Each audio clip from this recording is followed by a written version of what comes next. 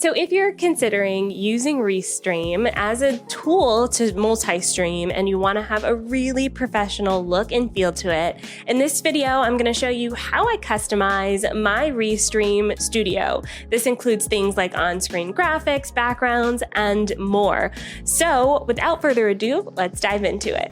Hello. All right. I'm going to walk you through how I customize my Restream setup. Sorry, hair in my eye. Because I like to have this set up before I go live with a few things that are custom to my branding. And Restream does make this very easy, but I want to show you a few things. The first thing is that I typically use this microphone, which is not my internal microphone on my computer.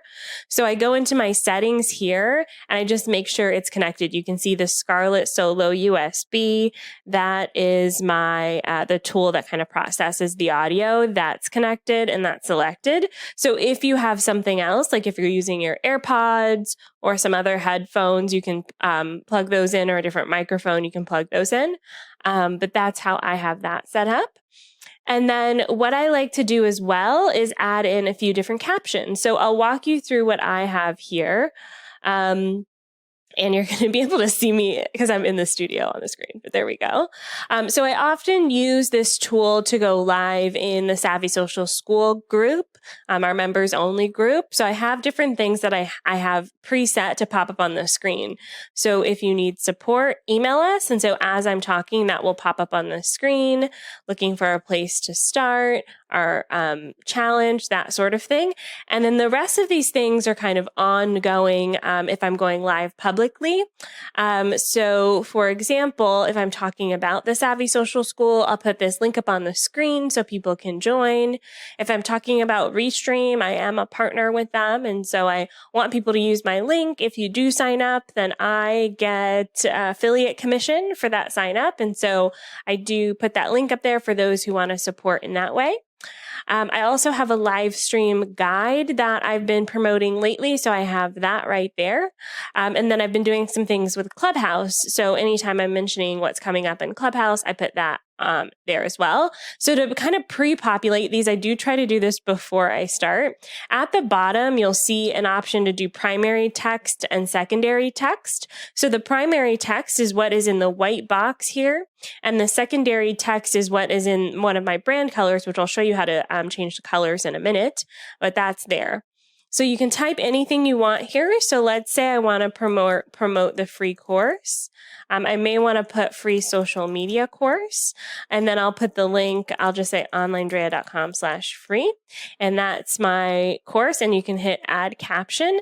And so that now shows up in the queue. And so when I'm talking about it, I could just click that and it'll show up on the screen. Now you don't have to have a link. That's how I choose to use it, but you can also just have this text, two different types of text. So in this most recent one, I talked about the Social Media Unwind, which is a free podcast. You can find it on any app. It's a meditation, mindfulness meditation for online business owners. And so I put that on there as well.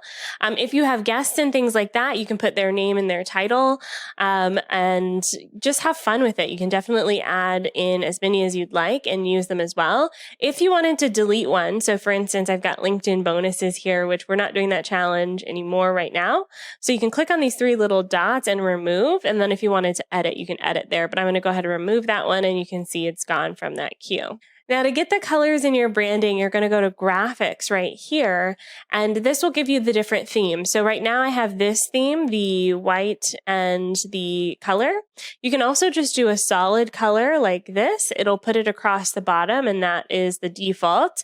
Now you can't change the white itself, but you can change your theme primary color, or you can do rounded. And right now, Restream just has these three different styles. I prefer this one, so that's why I use this one. Now down here, you can put your primary color. This is my brand color. So if you're using Canva or something like that, just go into the Canva app, look at the color code and put that here. And I like to show, I have this toggle default graphics. So anything that Restream has decided is a graphic, I have that there. And then avatar placeholder. So when someone is doesn't have a profile photo, and especially if you are having guests and things on the show, it just puts something there.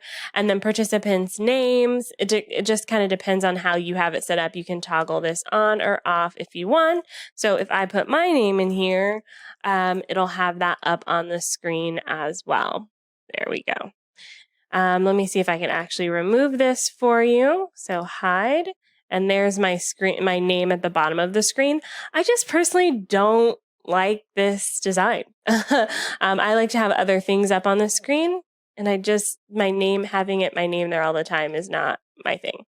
You can toggle that on and off. You can put your logo on the screen if you wanted. That's the upper right. I have this turned off. And then you can add different overlays. So I created these in Canva. It's 1920 by 1080. 1920 by 1080. And if you hover over this, it'll tell you that. And you can just design different things. So this one, for instance, I designed for the LinkedIn challenge. This was just a white square. And what I did was I exported it as transparent. And so now I have a nice frame for this. And then some things I add to the screen, almost like slides. So I had bonuses that I was talking about. That's on the screen. I had this testimonial that I was sharing. That's on the screen. But typically I don't have any sort of overlays on the screen at all, but you can add in anything that you'd like. And again, use Canva and just export it as a transparent background. You can also add video clips. I personally don't have any of this in my branding, but I'll show you an example of what this looks like. So this is a countdown one, and let me just pause my sound on my computer. But this is actually, my mic will be muted in this scenario. I do use the background. So I custom created my own background, which I'll show in a different video. But essentially I have that always showing so that when I do toggle over to a feature like the chat, let's say I want to put the chat overlay, my custom background is behind the video. So that really helps me have like more of a branded look. And then I notice that sometimes Restream kind of flashes this if you're switching between screens. And so I want to be able to have something that's in my brand in the background. And again, I'll show you how I made that in a different video.